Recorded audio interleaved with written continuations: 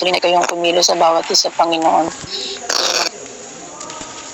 At kung yung nais at kapahayagan mo sa amin, aming Diyos, yung makapangyarihan sa lahat, patuloy kami lumalapit sa iyo, Panginoon. Patuloy kami nagpapakumbaba sa iyong harapan. Panginoon, linisin mo po ang puso po ng bawat isa, maging ang aming isipan, Panginoon. Ano man yung aming nagagawang hindi nakaluluhod sa iyo, Panginoon. Linisin mo kami, Panginoon, ng inyong mga pangyarihang dugo. Palagi mo kaming ihanda, Panginoon, yung aming isipan, yung aming puso, Panginoon, sa mga salita mo, Panginoon. Para ito, Panginoon, ay mapayapa namin itong matanggap sa aming puso, Panginoon. Dito ay Panginoon ay magamit namin sa ikalalago at ikatatag ng aming pananampalataya. Panginoon, dalangin po namin yung mga kabataan, Panginoon, na wala rito, ikaw patuloy na bigay sa kanilang puso ng desire, Panginoon, para makapag-aral at makapanumbalik sa gawain na ito. Maging sa amin, Panginoon, yung mga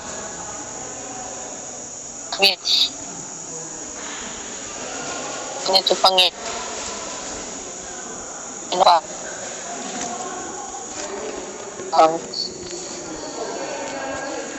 ang bawat isa, Panginoon, ang panahon, Panginoon,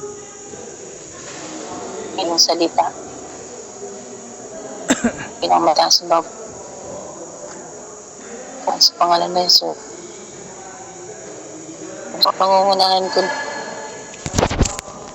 ito na po tayo.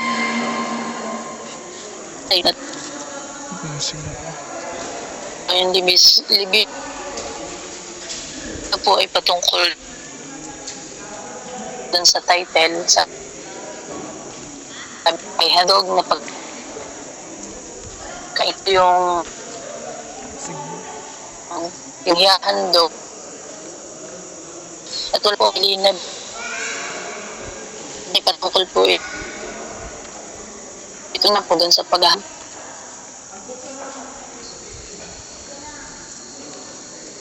Sa dito ng chapter 2, nahandog talaga ng hari na. Kung natin dyan sa chapter 1, kung may maghahandog ng pagkaing butil kay Yahweh, ang ihahandog nila ang buting uri ng harina. Bubuhusan niya ito ng langis ng olibo at bubudburan ng insenso. At dito po, pinaunawa po sa akin dito ng Panginoon, kung dito sa mga panahon na ito ay mabuting harina yung ihahandog nila sa Panginoon. Sa atin naman po, minsan ba naisip natin na ano ba yung kaya nating ihandog sa Panginoon? Kasi kung mga nakaraan nating pag-aaral, mga hinahandog, yung mga walang kapintasan, yung, di ba po, yung malulusog na mga alaga nilang hayop. Ano po sa Leviticus, sinasabi dito, yung mabuting harina. Pag sinabing mabuti, yung maayos, kung baga, parang katulad lang din siya nung mga pagdog nila ng hayop, yung walang kapintasan. Kaya dito sa atin po, kung atin pong sa atin buhay, bilang lingkod ng Panginoon, ngayon po sa kasalukuyan, natanong na po ba natin yung mga sarili natin? Minsan natanong natin yung sarili natin na, ano ba yung kaya nating ihandog sa Panginoon? Kasi sa ngayon, wala na tayong, hindi na nagagawa yung gantong practices na maghahandog tayo ng tupa, yung mabuting tupa, gantong harina, di ba po? Hindi na siya nawala na yung practices na ganyan. Sa ngayon kasi sa atin, bilang lingkod ng Panginoon, sabi ko nga po kanina, natanong na ba natin yung sarili natin? Ano ba yung kaya nating ihandog sa Panginoon? Di ba po? Ano yung kaya nating ibigay sa Panginoon? Di ba po, wala naman iba kundi yung pinakang the best na ibibigay natin sa Panginoon ay yung buhay natin. Kung paano natin ibibigay yung buhay natin sa Panginoon. Kung paano natin siya magiging priority sa bawat araw. Kung paano natin mabibigyan ng panahon ng Panginoon sa bawat araw. sa bawat buhay na binibigay niya sa atin. Kasi sabi ko nga po kanina, hindi na nagagawa yung practices na ganito. Yung magbibigay ng ani, di ba po? Bibihira na. Kung meron man, siguro kakaunti na. Hindi na katulad yung dati. Talagang ganun yung ginagawa nilang practice. Ganun yung ginagawa nilang paghandog sa Panginoon. Yung mga tupa, yung mga ani, katulad po dito sa Leviticus, yung mabuting harina, mabuting uri ng harina. At ngayon po sa atin, kaya naman sabi ko nga po, wala tayong ibang maibibigay na pinakamabuti sa Panginoon, kundi yung buhay natin. Kundi maging ma-priority natin yung paglilingkod sa Panginoon. Kasi magbigay man tayo sa bawat linggo, sa bawat pag-church natin, ng pag-iika po, alam niyo, tandaan natin, lahat ng meron tayo ngayon, yan po ay galing sa Panginoon. Kaya naman, yung buhay natin, maging, sabi ko nga po, yung buhay natin, maging yung buhay natin, ay galing yan sa Panginoon. Maaaring nakakapagtapat tayo sa pag-iika po, maaaring nakakapagtapat tayo sa pagbibigay sa mga gawain sa Panginoon. Pero may mas mabuti pa tayong maibibigay, may handog sa Panginoon. Kundi yun yung buhay natin, ialay natin sa Kanya. Magbigay tayo ng oras, ng panahon. Kaya nga po minsan, sa atin bilang mga lingkod ng Panginoon, bilang anak ng Diyos, di ba po pag meron tayong gawain na hindi na-attendan, nandun na nagkakaroon tayo ng kalugihan, nakakaramdam tayo ng kalugihan. Bakit po? Kasi sa atin, malinaw na sa atin bilang lingkod ng Panginoon, wala tayong ibang maibibigay sa Panginoon. Wala tayong ibang maihahandog sa Panginoon, kundi yung buhay natin. Kundi yung maialay natin yung buhay natin sa Kanya. Maaring, nakakapagtapat tayo sa mga gawain, may mga ministry tayo. Pero napakasarap sa atin po bilang lingkod ng Panginoon na maibigay natin yung priority natin ay ang ating Panginoon. Maibigay natin yung buhay natin sa Panginoon. Kasi yun yung pinakang mabuting bagay na kaya nating ibigay. Yun yung pinakamabuting na kaya natin ibigay sa Panginoon. Although yung buhay naman natin ay sa Panginoon, kaya bigay natin. Paano natin maibibigay ito yung buhay natin? Paano natin maibibigay yung buhay natin ng pinakamabuting uri? Kasi dito, sabi dito, mabuting uri ng harina. Paano tayo magiging karapat-dapat sa Panginoon? Di ba po? Sabi ko nga po, yung buhay natin ay hindi sa Panginoon, ay hindi sa atin, kundi sa Panginoon. Kaya, paano natin iaalay paano natin may iaalay po ito ng nakalulugod sa Panginoon? Di ba po?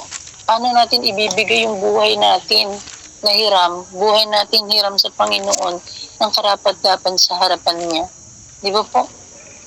Dapat yung buhay natin ay hindi basura sa harapan ng Panginoon. Dapat ibabalik natin yung buhay natin ng naaayon sa ating Panginoon, na nakasusunod tayo sa kagustuhan po ng ating Panginoon. Kasi, di ba po, nabanggit na po natin ilang beses dito, pag nanghiram ka ng isang bagay, di ba po, ang hirap, parang hindi nakakahiya ng ibalik, ng sira-sira, ng madumi. Di ba po, ganun din ang buhay natin. Ganun din po yung buhay natin sa harapan ng ating Panginoon. Na yung buhay natin ay hiram lang po natin sa Panginoon. Pinahiram lang sa ating yan. Kaya nakakahiya naman po na ibabalik natin to ng madumi, ng makasalanan, di ba po? Ng sira-sira, yung buhay natin. Kaya naman po, ihandog at ibigay natin at isauli natin yung buhay natin sa Panginoon ng karapat-dapat po sa harapan niya. Kasi yan lang yung pinakamabuting bagay na maibibigay at ihahandog natin sa Panginoon, yung buhay po natin, yung buhay nating nakalulugod po sa ating Panginoon. At salamat po sa Panginoon sa realization na talagang hindi talaga nagkukulang ang Panginoon. Hindi siya nagkukulang na magbigay sa atin ng karunungan, ng kaalaman. Maring nandun na may mga struggle tayo nararanasan, may mga trials tayong pinagdadaanan sa bawat araw. Pero palagi po natin tandaan na mabuti po ang ating Panginoon. Mahal tayo ng Diyos at kaya naman po, dahil mahal tayo ng Diyos, ay ibigay natin yung buhay natin sa Kanya. Ibigay natin yung priority natin, maging priority natin siya sa bawat araw at palagi nating unahin ang ating Panginoon. At salamat po sa Panginoon, sa Diyos po yung pinakamataas sa papuri. At ang next po ay si Ate Ay.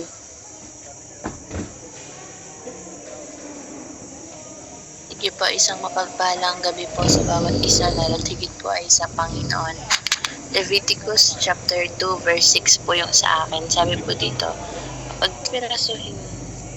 pagpipira-pirasuhin ito at bubuhusan ng langis, ito ay isang handog na pagkaing butil. Salamat po sa salita ng Panginoon. Pagtuunan po natin ng pansin doon. Sabi doon yung langis, ano po, na ang significance o biblical significance niya ay, ng oil ay nagre-represent po siya sa Holy Spirit, sa God's blessing, and sa consecration for holy purposes. Pag sinabi po natin consecration, yun po yung act ng isang tao na dinededicate niya yung sarili niya, yung bagay niya yung isang bagay sa Panginoon. Kaya yun po ay nabanggit din po doon.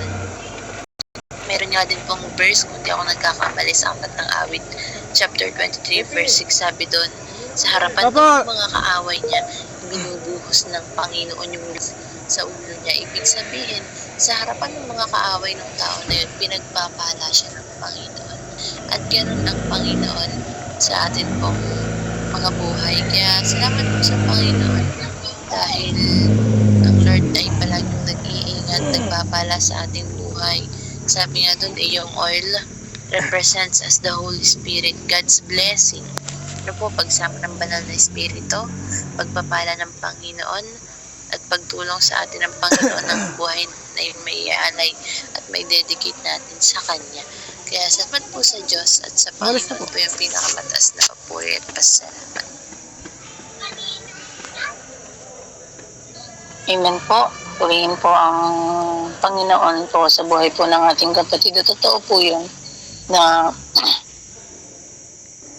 yung buhay natin ay talagang dapat ay i-dedicate natin sa Panginoon. Kasi sabi ko nga po kanina dun sa una, talagang yung buhay lang natin yung maibibigay natin na pinakamabuti. Isang mabuting bagay na yun lang yung maibibigay natin, yung buhay natin na nakalulugod sa Panginoon. At salamat po sa Panginoon sa salita po niya. Sa Diyos po yung pinakamataas na papuri. Ang next po si Kay JP.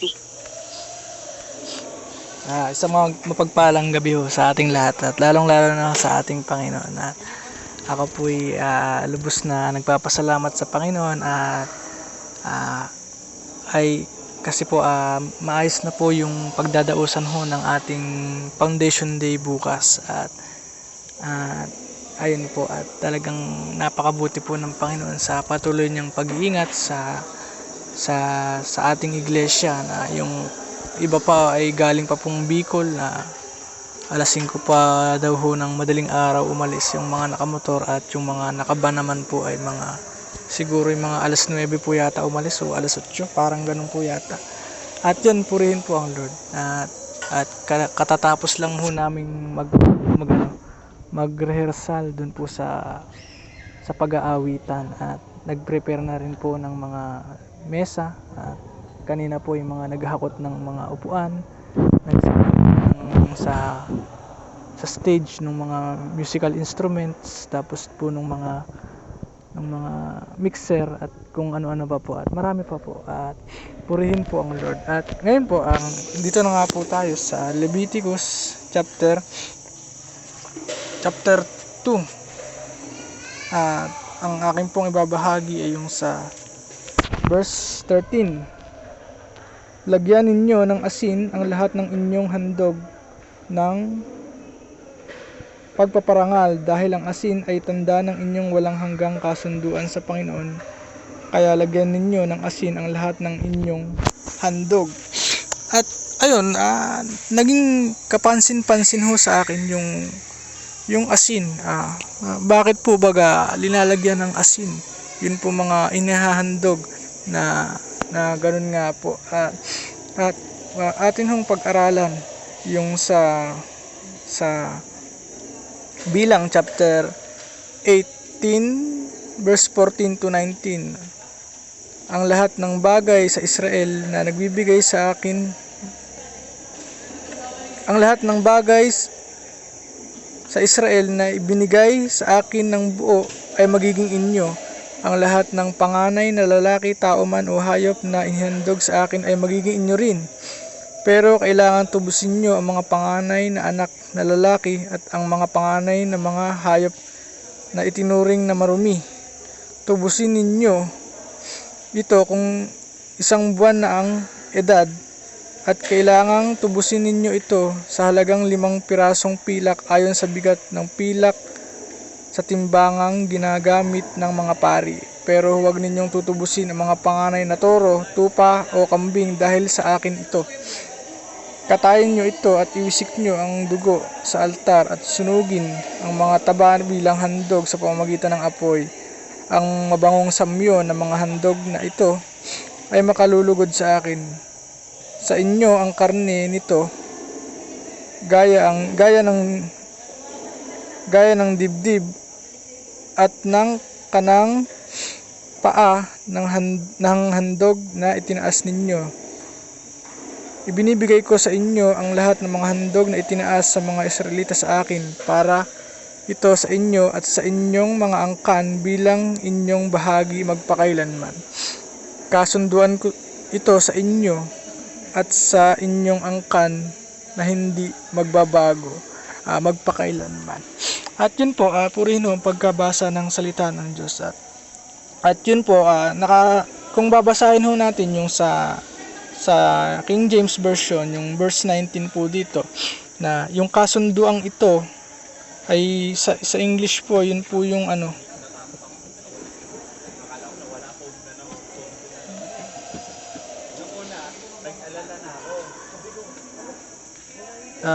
tignan po natin.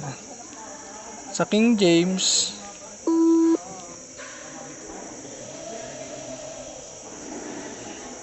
it is a covenant of salt forever before the Lord unto thee and thy seed with thee.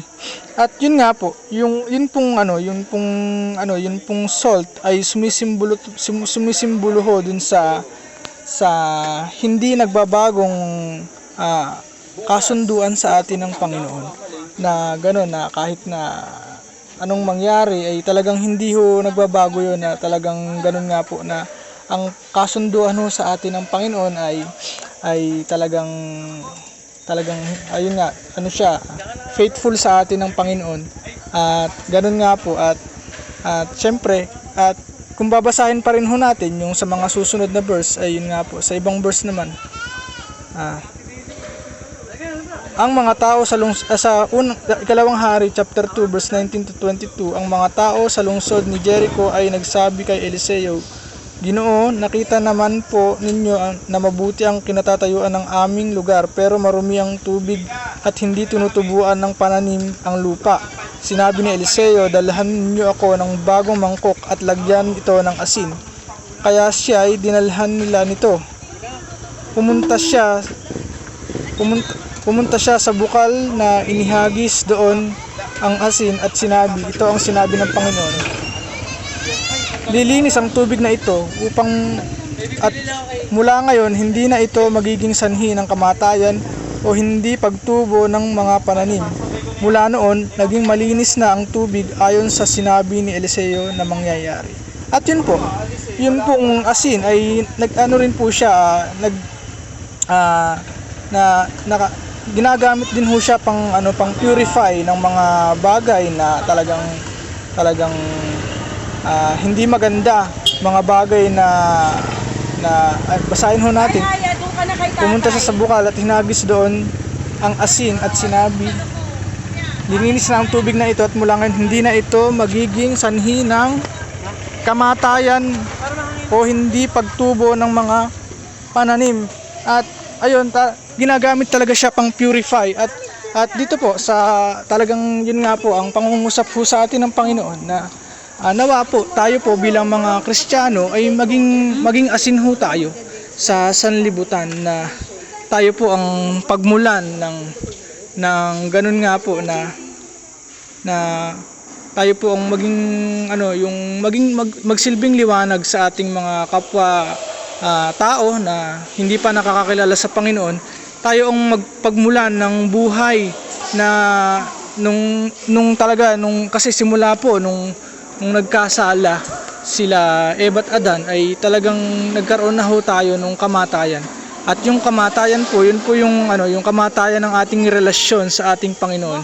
At dahil nga po tayo bilang mga Kristiyano na nakakilala sa Panginoon ay talagang inuutusan ho tayo ng Panginoon na talagang dapat ho nating ikalat ang mabuting balita, yung napakagandang pangako ho sa atin ng Panginoon na kung sino man ho ang sumampalataya sa ating Panginoong Kristo at tanggapin siya bilang tagapagligtas ay hindi mapapahama kundi magkakaroon ho ng buhay na walang hanggan. At ayun, at kung sa mga panahong yun, yung sa isang lugar na yun ay talagang napakasalimuot na gano'n, na maraming talamak na mga krimen na gano'n, na nawa sa lugar na yun tayo po yung magsilbing asin sa lugar na yun para tayo ang magsilbing doon na binhi na na mamumunga doon ng mga bagong kaluluwa na maniniwala rin sa ating Panginoong Kristo na siya ay ang ating tagapagligtas, na mananampalataya at ayun, na talagang ganun, na maging ganun po tayo, na tayo po ang pagmulan ng ebanghelyo ng ating Panginoon na nagdudulot ho ng kanyang pangako sa bawat isa na buhay na walang hanggan. At ayun po, at nasa Diyos po lahat ng papuri, pagdakila at pagsamba.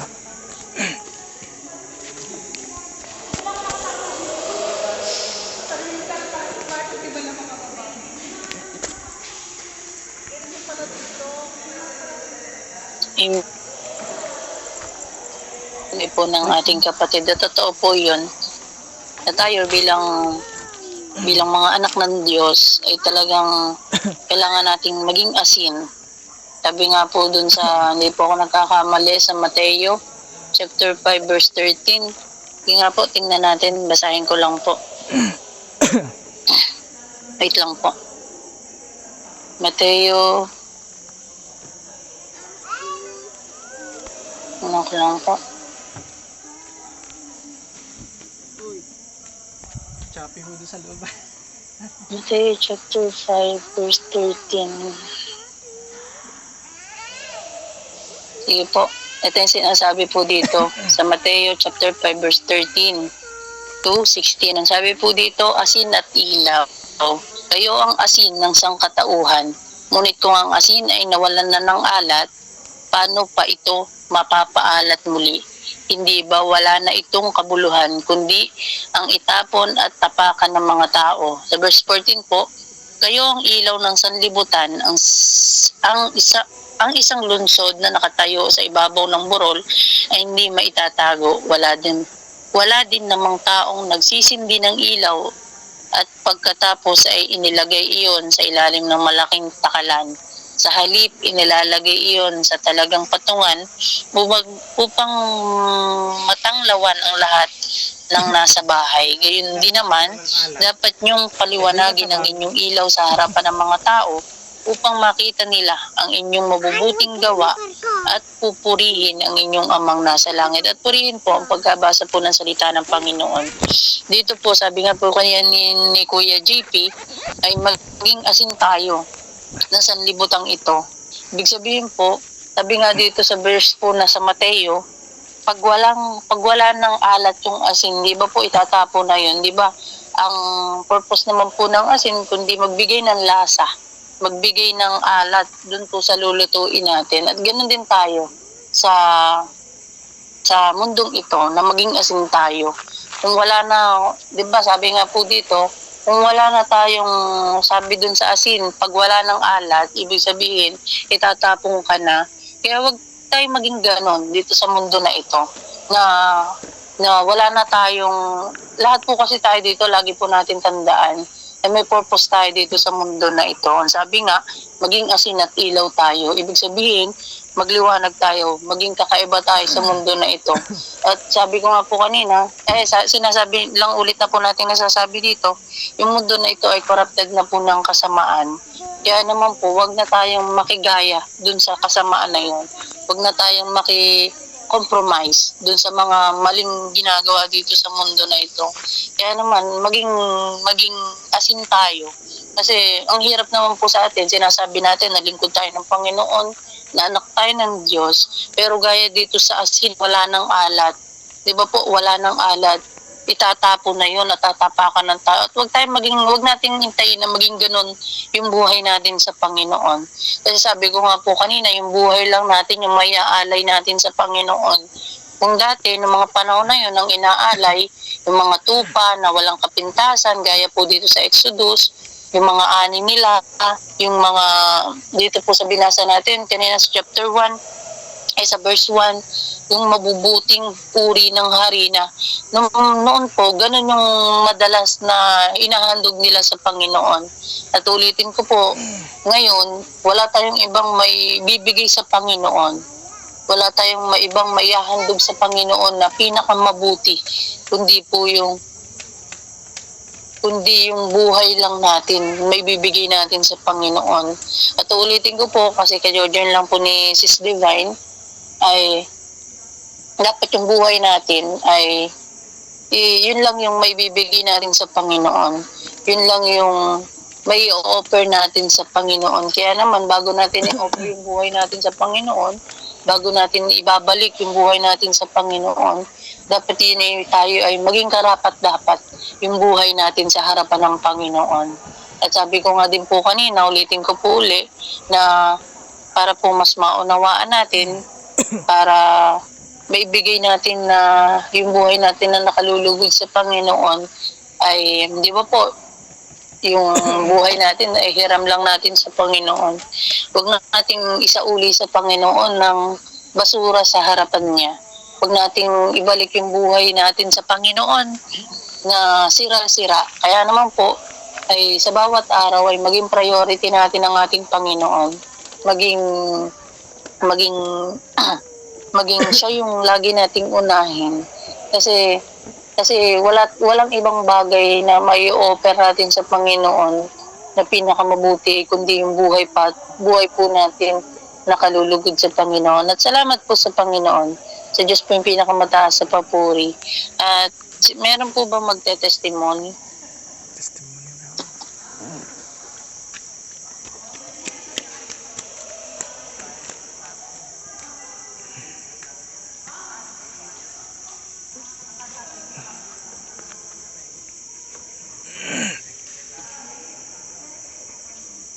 Sige po, kung wala po, ay ako po, magbabalik po ako ng papuri.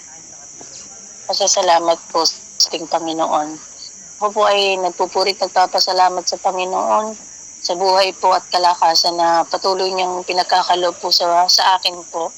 At salamat po sa Panginoon. Talagang ang Panginoon po ay hindi talaga siya nagpapabaya sa kanyang mga anak at hindi siya nagkukulang, nagbigay po ng kalakasan po sa akin.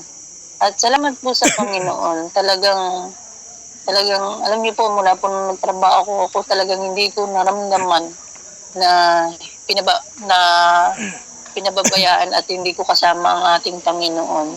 At alam niyo po yun, salamat sa Panginoon kasi talagang although napapagod yung katawan ko, napapagod yung, sobrang nakakapagod sa katawan, sa puyat, kasi halos 12 hours pong nakatayo, talagang, tas pag panggabi pa talagang magdamag po talaga nagising, tas nakatayo ka pa ng 12 hours, ang pahinga lang po dun ay 35 minutes, kakain ka lang, magla-lunch or magdi-dinner po. At salamat po sa Panginoon, talagang ang Diyos talaga ang nagbibigay Kaya nga minsan po talaga pag nandun pa ako, nagtatrabaho, talagang minsan nananalangin ako sa Panginoon. Talagang minsan po kasi talaga hindi kaya ng paa. Talagang ang sakit sa paa, ang sakit-sakit po sa paa. Kasi 12 hours na katayo. Pero salamat sa Panginoon kasi nandun na sa bawat araw po ang Diyos po ang nagtatagumpay. Ang Diyos yung talagang nagbibigay sa akin ng kalakasan. Maging sa pag-iingat po sa araw-araw na biyahe, madaling araw pa lamang po. Alas 4, 3 a.m. ng madaling araw talagang nabiyahe na. At salamat po sa Panginoon kasi talagang nandun yung kaligtasan ng patuloy niya pong pinagkakalob sa akin. At salamat din po sa Panginoon kasi nakauwi po ako ngayon. Kanina po, 6 a.m. nag-out po. Diretso na po ako dito sa bahay, dito po sa Mabita. At salamat po sa Panginoon. Talagang kasi makaka-attend po ako sa araw po ng bukas sa ating pong Foundation Day. At salamat po sa Panginoon. At pinagpapasalamat ko din po ay wait lang po.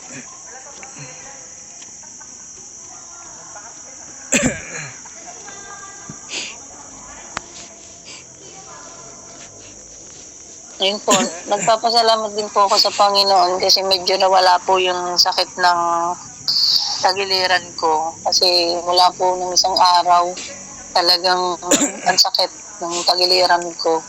Siguro dahil po sa pag-inom ng mga soft drinks. At hindi po ako ganong nagiinom ng tubig. At salamat po sa Panginoon kasi talagang siguro dahil sa kakulitan, pero salamat sa Panginoon kasi nandun na, kaya siguro nararanasan yung ganun para may mas maintindihan na ipaunawa sa akin na mali yung ginagawa ko, na mali yung practice na ginagawa ko, yung pag-inom ng soft drinks kasi doon sa trabaho ko talagang bibihira ako minom ng tubig. Bawat kain ko ng lunch o dinner, talagang kapartner po ay soft drinks. At salamat po sa Panginoon kasi ang Panginoon talaga ay hindi niya hinahayaan. Nandun na talagang papaluin ka agad, tatapikin ka kaagad ng Panginoon para hindi mas lalong lumala yung mangyayari sa iyo. At salamat po sa Panginoon. Talagang ang sarap po pagpasalamat sa Panginoon kahit yung mga pagtapik ng Panginoon. Kasi mararamdaman natin na mahal tayo ng Diyos. Mararamdaman natin na ayaw tayong pabayaan ng Panginoon. Ayaw ng Panginoon na manatili ka sa ganung ginagawa. Sa ginagawa ko dun sa pag-inom-inom ng mga soft drinks, sa mga chichirya. At salamat sa realization at sa Diyos po yung pinakamataas ng papuri. At meron pa po magpapatotoo. Sa bahay na ilalagay. Halimbawa, iiwan niya dyan kay Nagrasya. Sige po, kung wala na po ay salamat po sa Panginoon sa natapos na naman pong gawain at pagbubuli-buli at pagbabahaginan po ng salita ng Diyos. At kung wala na po pong habol, tayo po ay manalangin na at hinihingian ko po ng pangwakas na pananalangin po ay si Ate Ay po.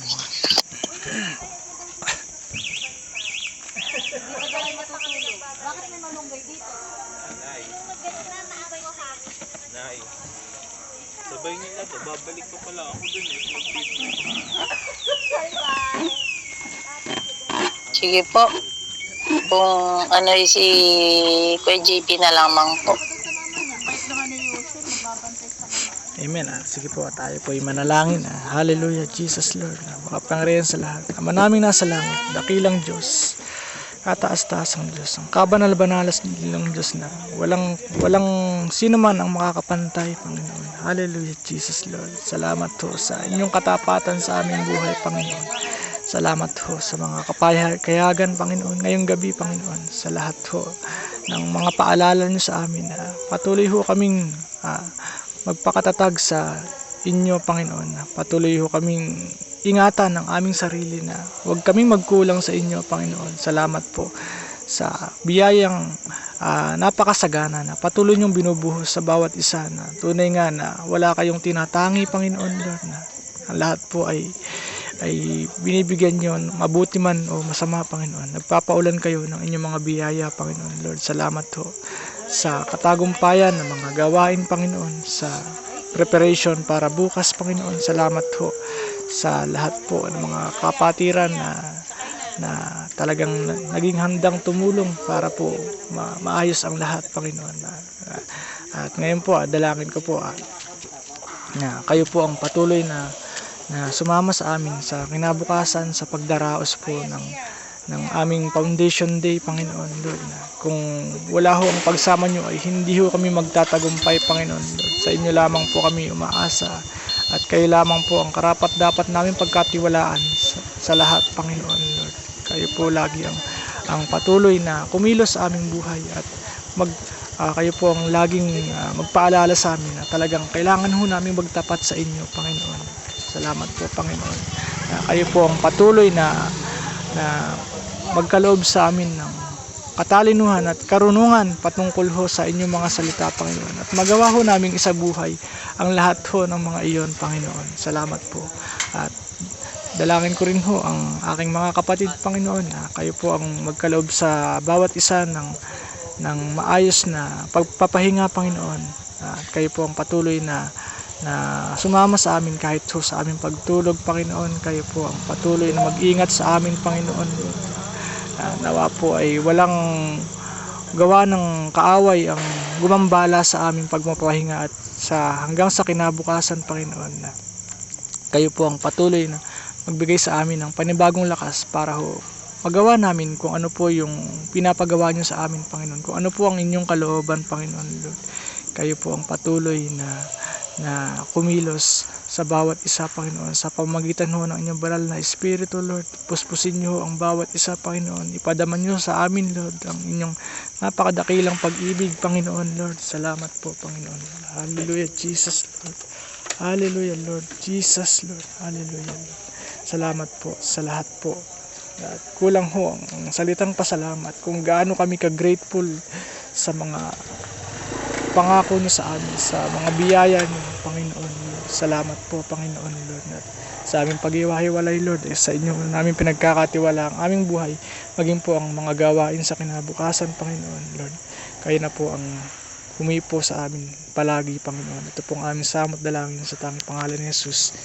Amen. Amen po. God bless po. Good God night bless po. Nandiyan po pa kayo? Opo. Sino po mga kasama niyo po dyan? Marami po kanina, nag-uwian na po eh. Ako na lang po pala naiwan dito, tsaka si Ate Michelle. Sige, kita-kits po bukas. Opo, God bless po. nag-uwian na po. Yung bantay na lang po yun, tsaka yung inupahan po yata ng